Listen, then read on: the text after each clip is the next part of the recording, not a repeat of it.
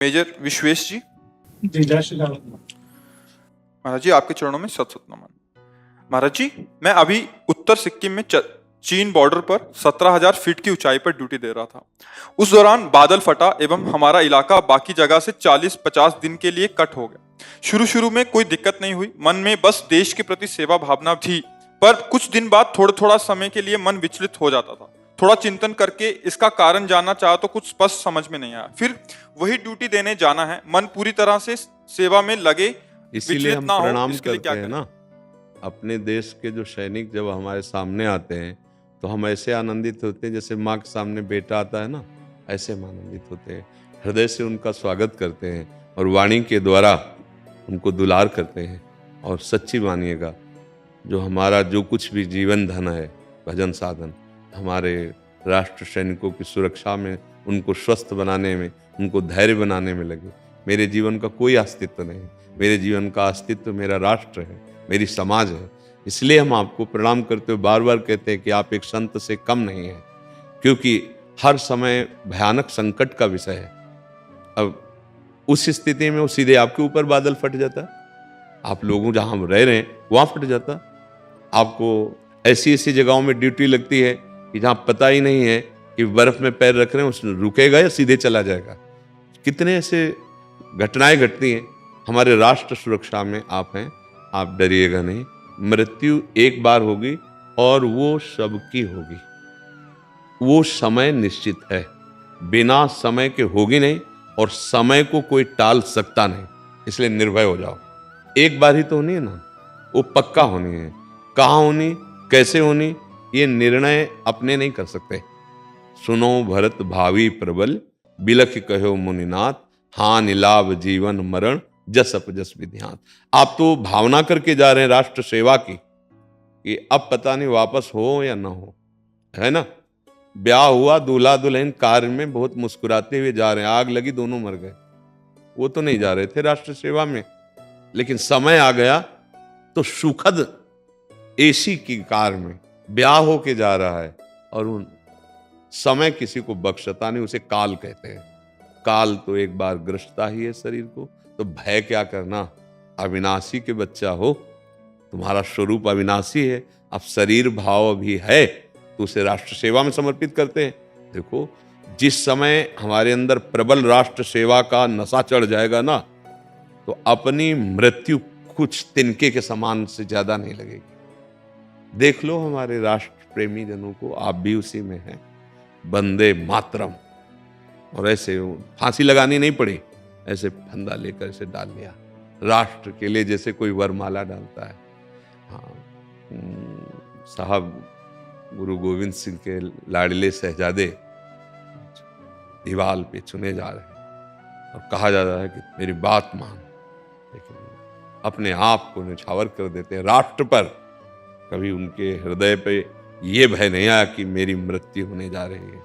नहीं, ना तो गुरु गोविंद सिंह के हृदय में आया, ना बच्चों के हृदय में आया।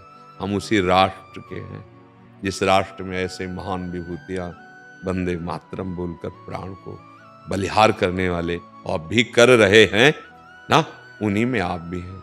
आप एक त्यागी महात्मा से कम नहीं हैं। एक त्यागी महात्मा अपने प्राणों को भगवान में समर्पित करके हर कष्ट सहता हुआ काम क्रोध विकारों को सहता है। आप अपने प्राणों को राष्ट्र पे समर्पित करके अपने परिवार का, अपने शरीर का मोह छोड़ करके डरो मत, उत्तम गति का मार्ग चयन कर रहे हो। यह अधोगति का मार्ग नहीं। शरीर छूटेगा एक बार, और आपका छूटेगा तो सीधे स्वर्ग की यात्रा है। इसमें किसी पुण्य या सुकृत की जांच की जरूरत नहीं होती। जो राष्ट्र सेवी है, जो धर्म युद्ध में अपने प्राण त्यागता है, वो सीधे स्वर्ग लोक को प्राप्त होता है, और वो स्थायी प्राप्त होता है। पुण्य वाला तो पुण्य क्षय होने पर मृत्यु लोक की विसंति, लेकिन ये नहीं, जो अज्ञानी जन वो नहीं जानते। तो इसलिए आपको तो, आपकी हार तो है ही नहीं। शरीर बचा तो आजीवन गर्वपूर्वक आप कह सकते हैं मैं राष्ट्र सैनिक रहा और हमारी भारत सरकार आपकी सेवा करेगी। और शरीर पूरा हुआ तो परिवार की सेवा होगी और आपकी उत्तम गति होगी। डरना तो है नहीं, दोनों हाथ में लड्डू हैं, इसमें कभी संकोच मत करना, भयभीत मत होना।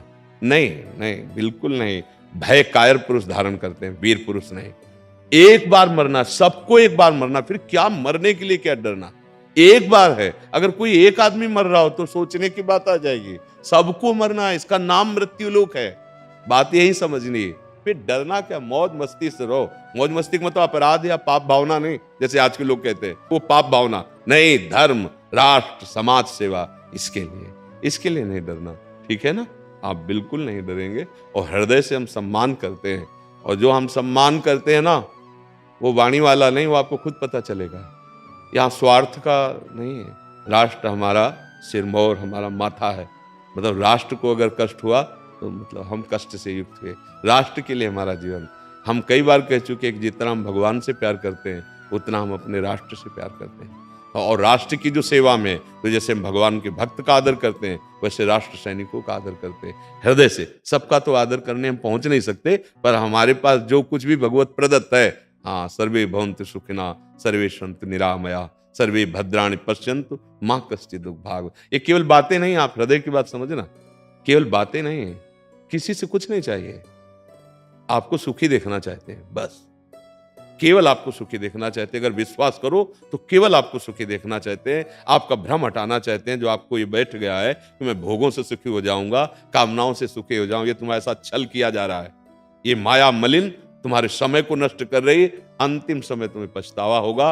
अगर एक बार भी भगवान नाम नहीं लिया तो केवल पाप और पुण्य दो ही कमा के ले जा पाओगे, और जो दोनों बंधन, एक सोने की जंजीर, एक लोहे की जंजीर। और अगर राम कृष्ण हरि राधा कुछ भी जप लिए तो तुम्हारे रजिस्टर में एक बात तो आ जाएगी ना कि ये 10 बार राधा राधा बोला, ये 10 बार कृष्ण कृष्ण बोला। अब भारी पड़ जाएगा हिसाब करने, जो न्यायाधीश है भारी पड़ जाएगा। एक नाम त्रैलोक ही तारे। इसलिए नाम जप करना, निर्भय रहना, और प्राण देश के लिए समर्पित है। अपना अधिकार प्राणों पर नहीं, देश सेवा पर है। अब क्या डरना, डरना नहीं, मन डरवाए भी तो न डरना। और देखो ऐसे कई प्रवचन हैं, उनको टेप कर लो, अपने पास रख लो। सुनने से बलवर्धन होता है, सुनने से हमारा जो मन हमको कल्पनात्मक भय देना चाहता है, हम उसको बुद्धि के द्वारा दबा सकते हैं, नष्ट कर सकते हैं। डरना तो नहीं है, नहीं, किसी भी परिस्थिति में। ये जैसे एक भारतीय जवान है, ऐसे एक साधु होता है, पक्का समझना। सच्चाई के मार्ग में चलने वाला, हर कष्ट सहना पड़ता है, हर कष्ट, सर्दी, गर्मी, भूख, प्यास, गाली, मार पीट। लोग कैसे कैसे उच्छृंग। श्री सुखदेव जी जब आ रहे हैं परीक्षित जी के पास, तो आप भागवत में पढ़ के देख लो, लोग ईंट मार रहे हैं नंगा समझ के। और इतनी उच्च कोटि के महापुरुष है, जब सब ऋषि मुनि खड़े हो गए तो उन लोगों को पता चला कि महात्मा है। नहीं वैसे प्रच्छन्न वेश में थे कि पागल उनको समझा जाता था। तो बहुत उत्तम राष्ट्र सेवा है। आप बिल्कुल कायरता मन में आने मत दीजिए, और भगवान आपके साथ हैं। भगवान श्री कृष्ण चंद्र जी अर्जुन से क्या कह रहे हैं, युद्ध कर, मैं तुम्हारे साथ हूं। तो वो अर्जुन से ही नहीं कह रहे हैं, हम सब भगवान के अंश हैं, हम अपने अपने कर्तव्य का पालन करें, भगवान हमारे साथ है। और मृत्यु तो स्वीकार करना ही है, एक बार होनी है। वो कब होनी हमें पता नहीं, पर स्वीकृत है। अब डरना क्या, एक बार अगर स्वीकार कर लो कि तुम मैं मरा, अब आप जैसा कोई बहादुर नहीं हो सकता। देख लो विपरीत बुद्धि वाले जो द्रोही जन है, वो पहले स्वीकार करते हैं अब मैं मरा, और अपने में बम बांध लेते हैं। समझो, उन्होंने स्वीकार किया है। केवल हम उस बात को केवल देखना चाहते हैं कि अगर स्वीकृति हो जाती है तो सबके प्राण प्यारे होते हैं, पर वो अपने प्राणों का बलिदान कर देता है। भले वो अधर्म में कर रहा हो या धर्म में कर रहा हो, हमें केवल पॉइंट देखना स्वीकृति का। स्वीकृति के कारण वो व्यक्ति डरता नहीं है, वो हजारों को मारने का लक्ष्य बना लेता है। तो हम क्यों डरें? आओ, हम तुम्हारा स्वागत करेंगे। जैसे तुम हो वैसे ही हम हैं। सठे साठ्यम समाचरित, हम वैसे ही स्वभाव, वैसे ही क्रूरता और वैसे ही राष्ट्र समर्पण करके जैसा तुम सोच रहे हो उत्तर उसी सोच का हम तुम्हें देंगे। अब क्या भय रह गया? जब हमारी सोच थोड़ा कमजोर हो जाती है तो भय लगता है। नहीं डरना, पक्का? हाँ पक्का, नहीं डरना, ठीक है। नहीं नहीं, बहुत बड़ी बात है। हमारे राष्ट्र सेवक दल, हमारी बहुत बड़ी श्रद्धा है। जब हम उनको देखते हैं ना तो हमारा हृदय चौड़ा होता है। आप हमारी सुरक्षा में पूरे देशवासी, आप जब जगते हैं तब हम चैन से सोते हैं, आप जब भयभीत होते हैं तो हम निर्भय में। अगर आप जो है सो जाएं तो हमारी नींद उड़ा दी जाएगी, पक्का।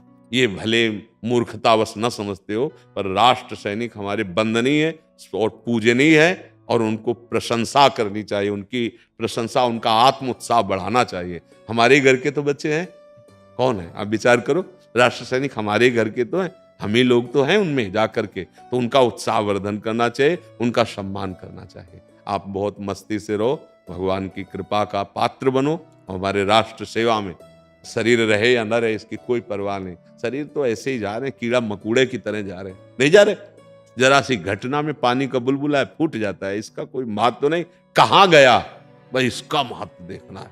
एक बार जरा सा हम बता देते हैं, केवट जब भगवान राम जी के चरण पखारने के लिए बोला ना, भगवान कह रहे मुझे शीघ्र पार जाना है, तुम नौका ले आओ। ओ प्रभु, जब तक चरण नहीं धुलवा लोगे तब तक हम नौका नहीं लाएंगे, क्योंकि हमें कुछ संशय है। क्या? बोले आपके चरणों का प्रताप सुना कि पत्थर में छू गई तो स्त्री बन गई, एक तो घर में बैठी है और नाव से हमारा वो बड़ा विरोध किया, अगर नाव भी स्त्री बन गई तो महाराज हम इतना खर्चा नहीं, क्योंकि इसी से चलता है। एक बार हम कठौता में पैर धो लेंगे ना, तो लकड़ी का है ना, कि हमें विश्वास हो जाएगा कि नाव स्त्री नहीं बनेगी अगर कठौता स्त्री नहीं बना तो। और बड़ी चतुराई से कठौती नहीं लाया, कठौता लाया अगर बलेगा भी तो खेले वाला लड़का बलेगा। लक्ष्मण जी ने कहा ये विनोद का समय तुम्हारा, ऐसे किया। उसने कहा डरने वाले ने नहीं, बरु तीर मारो ही लखन पे, जब लग न पाए पखारी हो। भले तुम तीर मार, बोले इसमें भला तेरा क्या हो जाएगा अगर हम तीर मार देंगे? बोले देखो हमारा मरना बहुत प्रशंसनीय होगा। मरता हूं कहां? सुचि गंगा के तीर। साक्षी कौन है? रघुनाथ सुनाथ निहारत हैं। अपराध यही बस दास कथा, प्रभु के पद पदुम पखारत है। लक्ष्मण जी तुम हमें मारने की धमकी मत दो, मैं डरने वाला नहीं, क्योंकि इस समय मरना भी बड़ा मंगलमय हो जाएगा। गंगा के तीर पे रघुनाथ जी साक्षी हैं, अपराध यही था कि रघुनाथ जी के चरण पखार। भगवान ने कहा अच्छा जल्दी करो, तुम्हें जैसे तसल्ली। हम ये पॉइंट तुम्हें बताना चाहते हैं कि मृत्यु तो सबकी होती है, लेकिन धन्य भाग है कि कहां होती है और किस उद्देश्य से होती है। इस पर आपका उद्देश्य देश रक्षा है, इसलिए मृत्यु आपके लिए स्वागत का विषय, डरना नहीं, आनंदित रहना। ठीक है।